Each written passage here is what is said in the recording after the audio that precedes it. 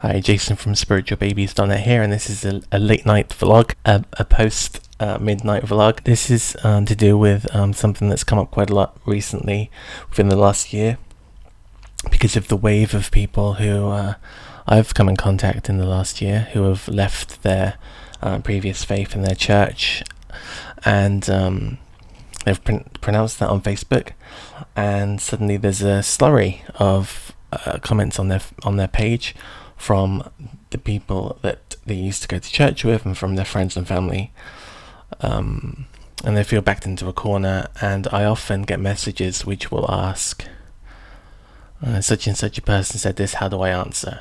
Or can you come on my page and give me a hand with the crowd? Or I'm not really sure how to comment or what to do. Everybody seems to be attacking me.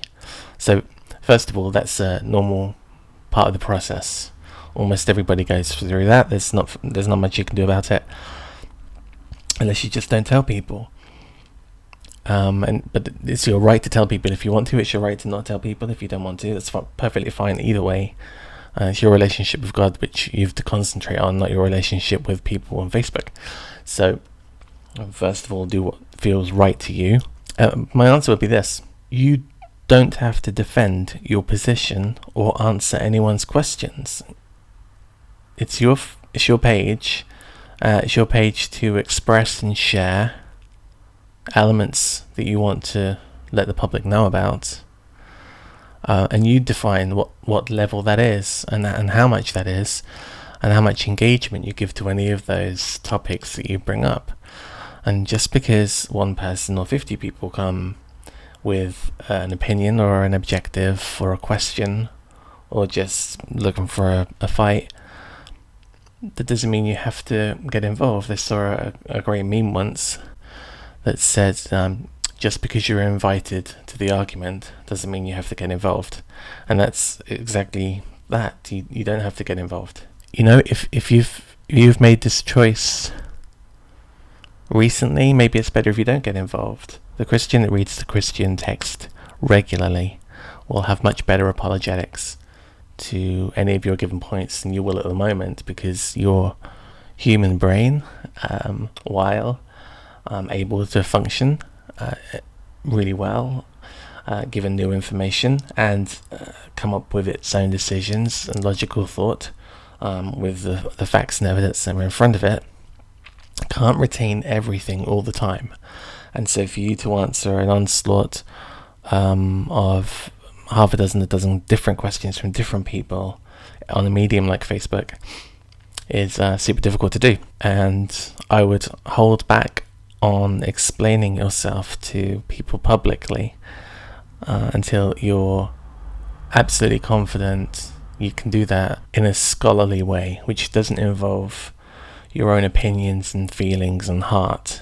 Because opinions and feeling and heart are the first thing that people normally bring into an argument, but they're the least helpful things to have in an argument, especially when the person you're arguing with has just as much of those resources and possibly more, because now you've basically made it a choice, which, if you're right, is telling them they are wrong. So if you're in a place where you've made this decision and you've let the public know and you're being harassed, you can let the people post the questions, or you can delete the questions and ask them not to post questions, or if you want to, you can field them privately, with your close friends and family. I think it's always good to explain where you are and why you're there, and that they don't have to get involved with this, that it only affects you, that they can go on living their lives, and that you haven't changed. You still love your family as much as you always have, and your friends as much as you always have. It's not going to have any negative effect on your family unless they choose to let it. Another option is to invite people to your page who can engage these questions in a kind and well thought out way, who won't get involved in name calling or showing our faith in a negative light. And then you can step back and not be involved and let a third party who isn't invested in in a personal way with these people who can just kind of give an honest representation of the text. Let them come in and field those questions, and you can just sit back. You hopefully will learn how to get involved in those kind of conversations. B, you are now on the other side of the fence, and so anything that happens isn't going to affect your relationship with the questioner.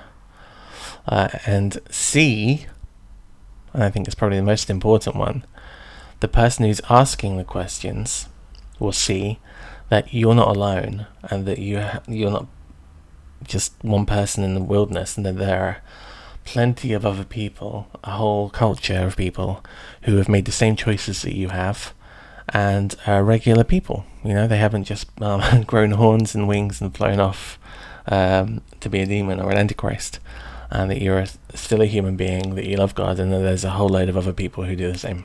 And your third option is to get involved on the page and to answer these folks' questions. I personally wouldn't go for that straight away for reasons I've mentioned.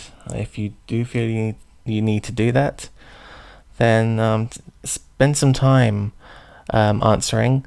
Only answer from the Tanakh. Don't give your opinion or a parable or a paraphrase from something that you've heard. That's not going to help. Just answer biblically with clear-cut passages that contextually and obviously answer your position on that person's question, because the only comeback that person can make would be to say that the text you've posted is wrong, and then they're disagreeing with what God has said and not with what you've said, because our opinions really don't matter. As my friend Toby is always saying, what does God think? Because it's his opinion that counts. So it is in all things when it comes to debating the text, always try and give a strong scriptural representation of your answer, and if possibly don't even type your own words, just give the scripture reference and let them look it up themselves. So that was it. That was it's been on my mind today to do this, and I thought do it now. So that was my late night vlog. I hope it was helpful, and I'll see you again very soon. If you've got questions that you'd like my opinion on, then fire them at me on Facebook or in the comment section here. Bye bye. Good night. Good night and bye bye. Bye bye. Sweet dreams. Sleep dreams. Yeah. I'm not going to edit this, so this is going to be terrible. See you later. See you tomorrow.